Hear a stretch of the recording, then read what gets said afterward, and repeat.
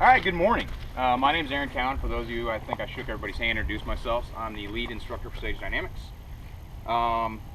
Everybody's here for a reason, right? Because we carry a firearm, we have a social responsibility to be responsible with that firearm, right? If society entrusts us and our Constitution entrusts us with the right to defend our lives, we should be good at it. Correct? Correct. And your commitment to training and practice never ends. So people either they practice on their own or they come and get formal training, which is what everyone should do at some point, because if you don't know, you don't know. And then they take those skills they learn in training and then they go home and practice them. They practice them as much as they can. Let me tell you why I'm here, why I'm an instructor. When I was a young, wet behind the ears police cadet, I went through a class and I watched a video. It was a video of a traffic stop that happened in November of 1992 in South Carolina. It was a Friday, 8 p.m. A trooper by the name of Mark Coates stopped a guy named Blackburn. Mark Coates was a really big drug interdiction guy. He stopped him on a pretext, but he wanted to search the car because he was convinced through his own intuition, collective knowledge, and experience that there were drugs in that car, which he later turned out to be correct. He brought Blackburn out of the car and talked to him, and eventually got consent to search the vehicle. But Blackburn was acting really strange, which Coates didn't pick up on. At least it doesn't appear from the video, because obviously I wasn't there, that he did pick up on it.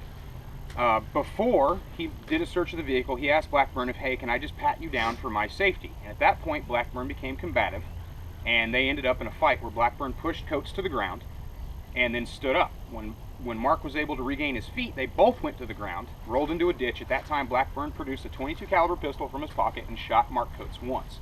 His vest stopped the bullet. Mark fought his way to his feet, drew his service revolver, and center punched Blackburn for 5 out of 6 rounds from a .357 service revolver.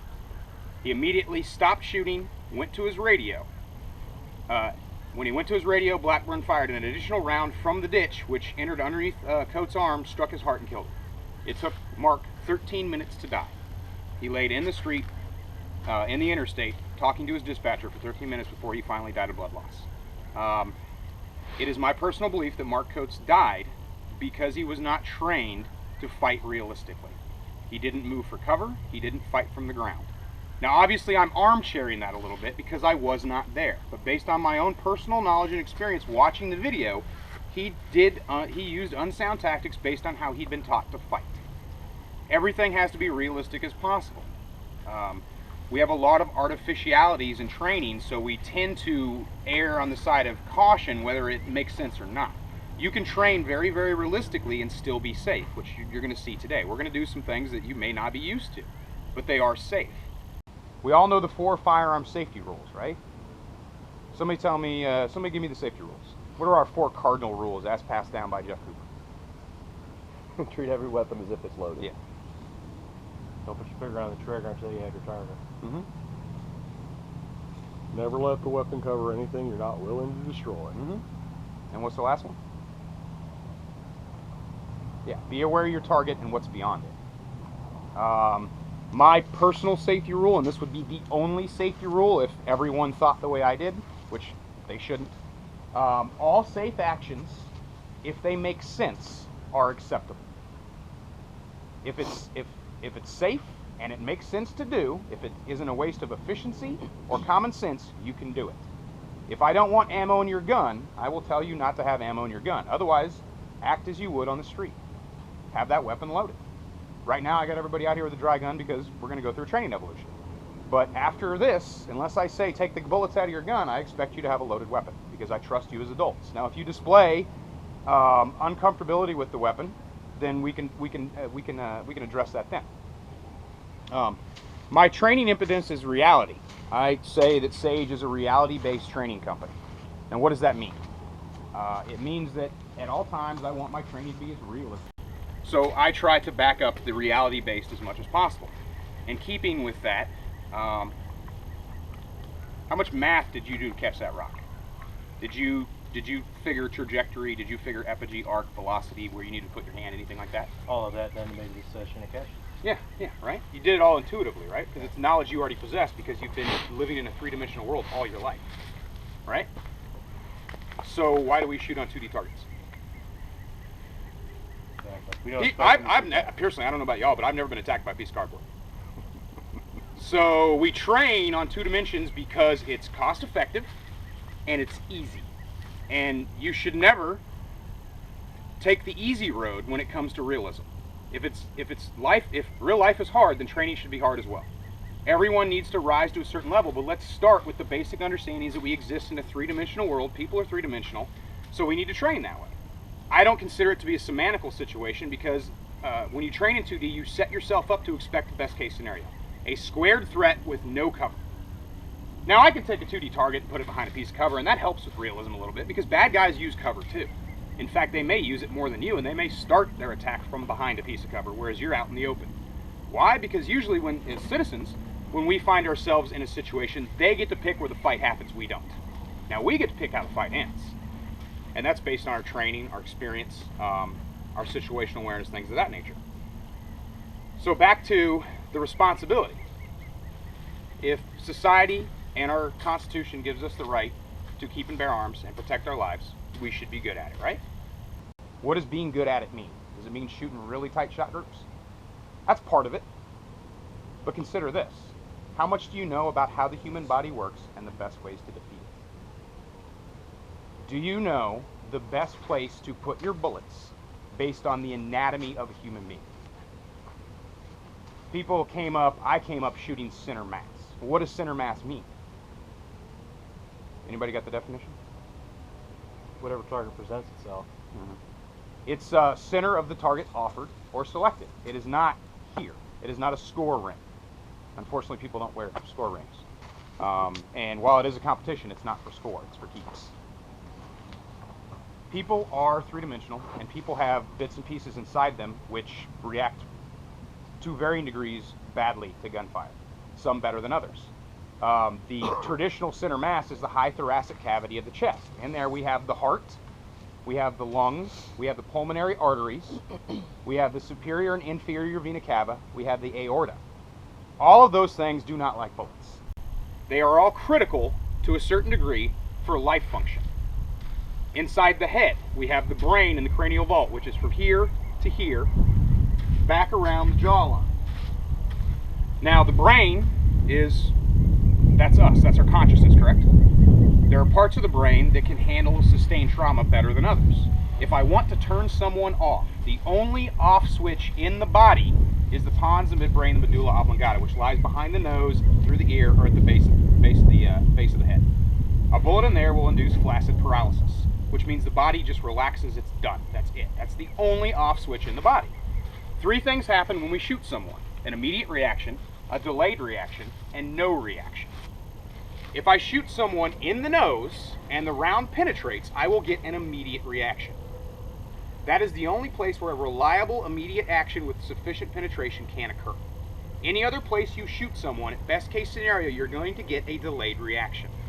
They have to process, their body has to process what has happened, and then the physiological effects of the round and the trauma it causes have to start to take effect. If I shoot someone in the heart, are they instantly incapacitated? Absolutely not. How long can I fight with a hole in my heart? 20 seconds. Right around there. And it also depends on how oxygenated the brain is.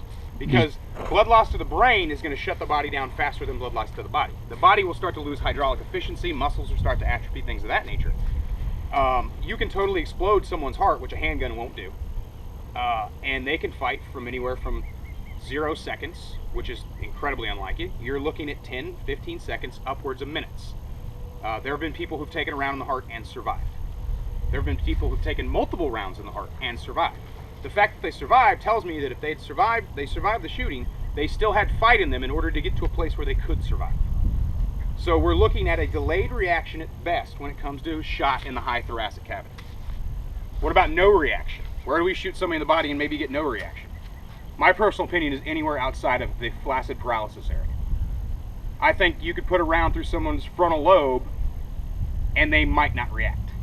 Just based, because people survive gunshot wounds to the head, and think about using a small caliber handgun, it may not even penetrate the skull. There's always that possibility.